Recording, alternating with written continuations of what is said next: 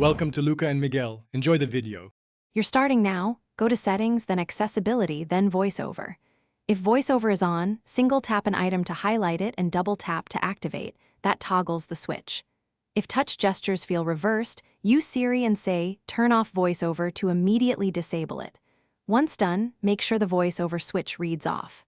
This path works on iPhone and iPad. It's the quickest, most reliable method to stop spoken feedback, so you can continue normal touch gestures.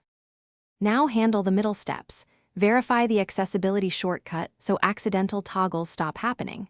Go to Settings, Accessibility shortcut, and remove VoiceOver if you don't want triple-click toggling it. If triple-click currently activates VoiceOver, use that gesture to turn it off, then adjust the shortcut. Also restore standard gestures under touch settings if items respond strangely. Once you change the shortcut, try basic taps and swipes to confirm navigation feels. Finish by confirming the VoiceOver toggle reads off and that taps, swipes, and typing behave normally. If the narrator persists, restart the device to clear any stuck processes.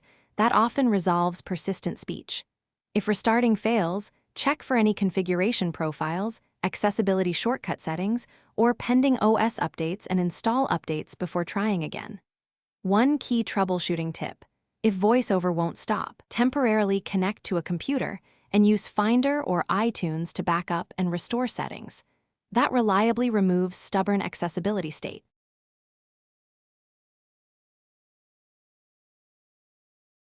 Thanks for watching and please subscribe.